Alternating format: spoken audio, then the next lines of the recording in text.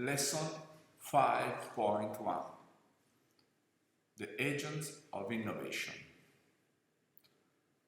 The peculiarities and the impact of the changes brought by the digital transformation of society demand the theorizing of new and interpretive schemes able to make present and future opportunities emerge.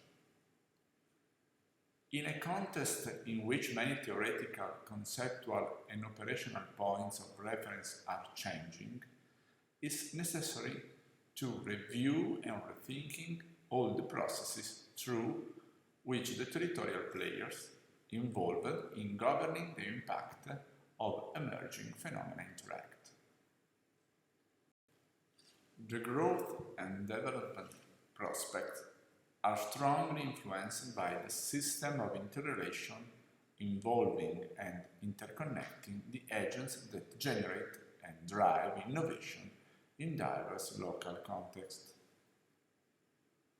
From this point of view, understanding and governing the dynamics and critical links of that system represent the key element that can make the difference and lay the groundwork to build new strategies that are better suited to emergency needs, even in the context of digital transformation.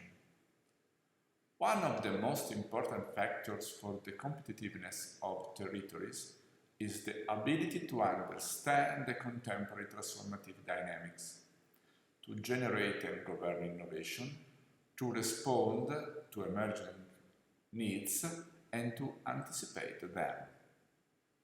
This factor has traditionally been ascribed to the commitment of university, industry and government.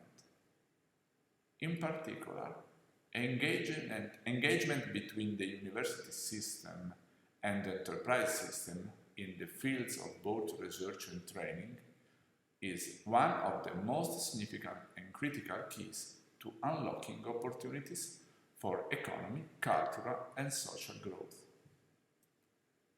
Many are the voices that complain of the distance to separate these two worlds, underscoring the incapacity of university to offer answer to the needs of enterprises that work to produce wealth for the country and improve their chance of competing on domestic and international markets.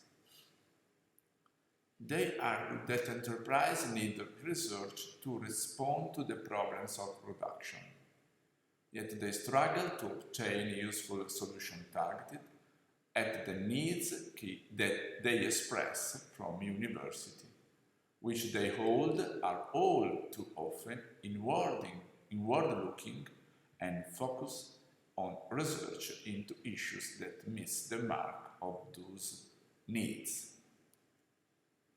Putting aside the polemical undertone, the argument is targeted at both fundamental research and applied research. In the first case, the argument, though not the criticism, are certainly best sustained.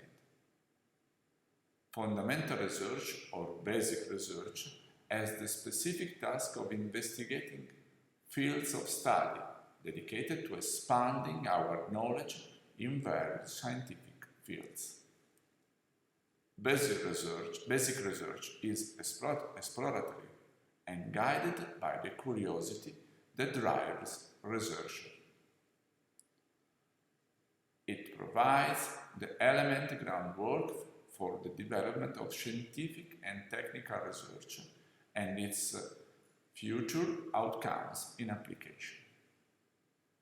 As such, given the basis research by definition doesn't respond to present demands for application, it's not hard to understand why people who work under the pressure of operational demands and management contingency view it as a too distance from the horizon of their immediate objectives. The case of applied research is different.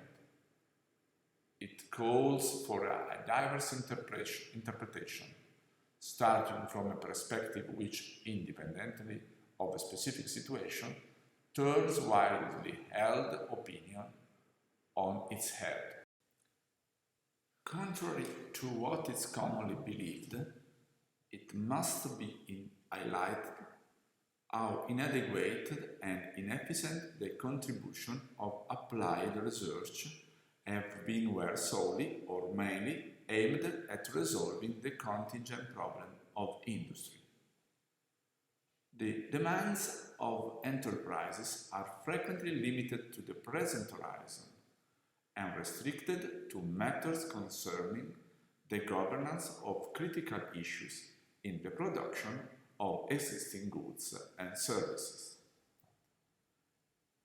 Having the right solution at hand may be a necessity for enterprises, but to focus solely on immediate issue risk leaving them unprepared to deal with rapid changes in society and the market, which when focused on the contingents appear all the more sudden and difficult to predict. And that is especially true when faced with the radical transformation ushered in by the digital.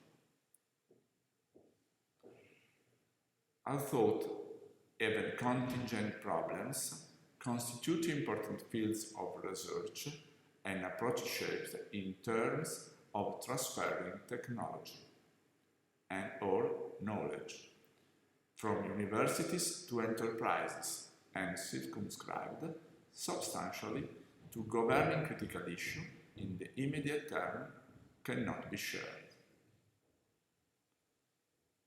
Nevertheless, that is the approach underpinning demands that the university system should adopt a more business-oriented perspective, implying the non-critical uptake of the contingent needs of industry.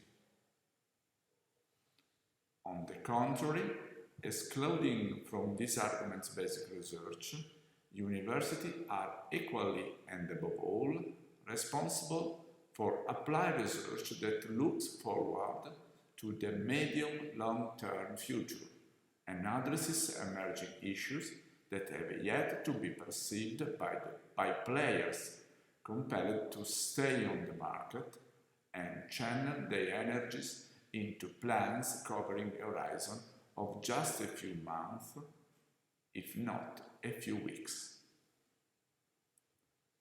Universities hold a social responsibility toward the territory, and to meet that responsibility, they need to take action on 3 plans at the same time, namely in terms of 1. Basic research as a factor for growth and with a view to helping identify future spheres of application. 2. Short-term applied research focused on the problem of today. 3. Medium-long-term research addressing issues that have yet to emerge fully but are already forming or will do so soon. The intention here is not to propose options based on some abstract law and of equilibrium, but to stress the need for engagement between university and industry on several interrelated levels in order to tackle both contingent issue and future prospect, without overshadowing the social responsibility that universities have toward their territories. Succeeding in this intent can help the system identify and analyze in advance the critical issues that lie in wait or which are starting to emerge, thereby avoiding the situation of suddenly having to deal with problems that could perhaps have not anticipated, addressed, and transformed into opportunities and into competitive advantage. Collaboration and cooperation between the two systems is without a doubt a major opportunity to improve our understanding of the phenomena in order to identify the strategies and implement the right policy for local growth and development. In this way, the debate over the difficulties faced by small and medium enterprises is dedicated resources to contingent production efforts, while at the same time planning ahead for the future itself, justify the need to steer industry into partnership with universities, which, in keeping with their institutional mission, can satisfy the industrial needs for research, covering a wide spectrum of needs. Much the same can be said when it comes to training. The widely criticized inability of university to turn out graduates with the skills needed by the enterprises has become a commonplace.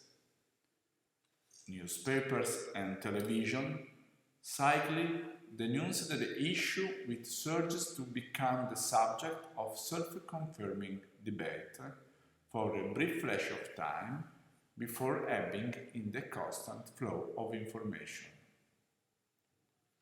As with the matter of research, reasoning in terms of abstract laws of equilibrium in the sphere of training has little to offer in the face of evidence that skilling requirements, given the extreme dynamism driven by the radical transformation of society, are constantly and continuously changing, and cannot be met simply by modifying the syllabuses and content of university courses in response to the contingent demands of industry.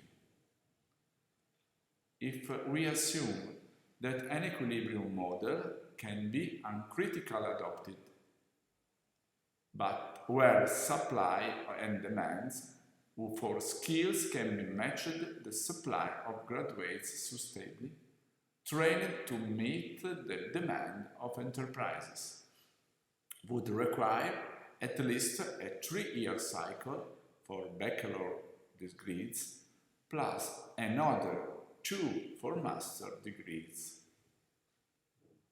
Such a time frame, however, when we unsustainable given the dynamic trends in skills, in all likelihood resulting in graduates that would already to be obsolete by the time they reach the market, with skills that not match changing demand. The matter can instead be governed with more favorable outcomes for the system as a whole by shifting the attention and action from curricular training to ongoing training plans aimed at continuous skills development, where enterprises and universities work together to ensure work-shape access to training opportunities on an ongoing basis for the constant updating of their skills to match the changes transforming society and the market.